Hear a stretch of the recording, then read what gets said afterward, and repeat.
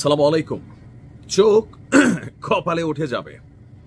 যদিও আওয়ামী লীগ ওই ঘটনার পরপর থেকে একই দাবি করে আসছিল যে আবু সাইদকে হত্যার বিষয়টা সঠিক নয়, যে পুলিশের গুলিতে আবু সাইদ নিহত হননি।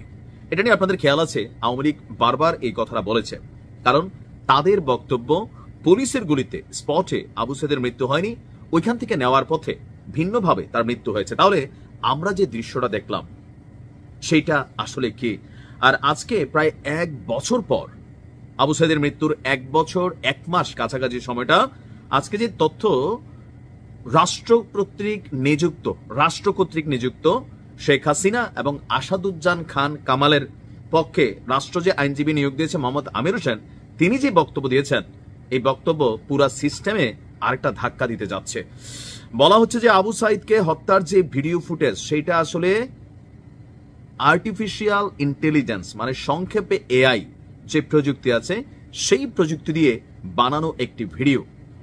আমরা এই প্রথমবারের মতন নিজেও এমন কথা শুনে একটা ধাক্কা খাইলাম।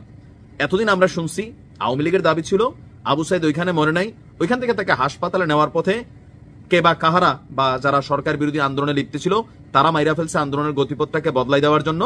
এটা ছিল আওয়ামী লীগের তৎকালীন দাবি। বাট আজকে আমাদের যিনি আইনজীবী আছেন মোহাম্মদ আমির হোসেন, তিনি যে দাবি করছেন, এই দাবি তো ভাই পুরা মানে আমরা এতদিন দেখলাম কি শুনলাম কি, আর ঘটনার দিন শেষে সামনে আনলো উনি কি?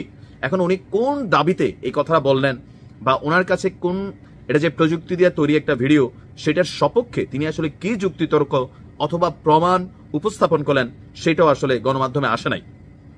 আপনারা সকলে জানেন জুলাই আগস্ট আন্দোলনে সংগঠিত মানবতা বিরোধী অপরাধের বিষয়গুলো নিয়ে আপনার এই মুহূর্তে শেখ হাসিনা সহ 3 জনের বিরুদ্ধে একটা সাক্ষ্য গ্রহণ চলছে, আর আজকে 3য় দিন ছিল সেই সাক্ষ্য গ্রহণের।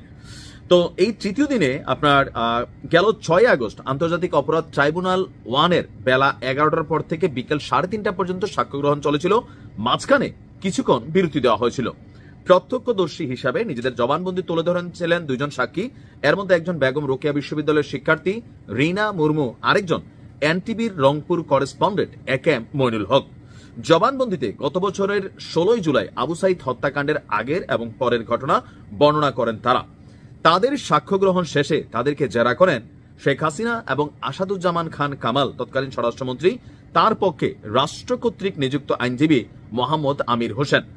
সাংবাদিক মাইনুল হককে জেরার সময় আমির হোসেন বলেন, আবু সাইদ হত্যার ভিডিও ফুটেজটি এআই অথবা কৃত্রিম বুদ্ধিমত্তা দিয়ে বানানো হয়েছে।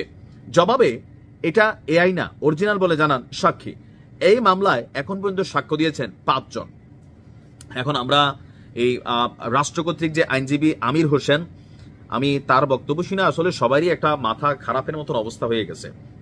এখন এটা তিনি যে বলছেন, অবশ্যই কোনো একটা এভিডেন্স অথবা কোন একটা তথ্য উপাত্ত প্রমাণের ভিত্তিতে নিশ্চয় বলছেন। এত বড় একটা ঘটনার মামলার আইনজীবী তিনি, বা জেরা চলতেছে, সেখানে এই ধরনের একটা বিষয়কে সামনে আনা আসলে এটা কি হাস্যকর নাকি কি আসলে বলবো? আওয়ামী লীগ ক্ষমতায় থাকাকালীন বা এর পরেও বিভিন্ন সময় বলছে আবু সাইদ পুলিশের গুলিতে মারা যায়নি।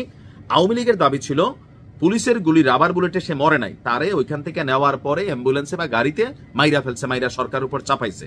কিন্তু এআই দিয়া বানানো এই ভিডিও, এটা কিন্তু আওয়ামী লীগও বলে নাই, যেটা রাষ্ট্র কর্তৃক নিযুক্ত আইনজীবী মোহাম্মদ আমির হোসেন বইলা নতুন একটা পেজ কি সামনে আনলেন। কেন বললেন, কি কারণে বললেন, আমরা আরো ডিটেলস জানতে চাই। ভালো থাকুন।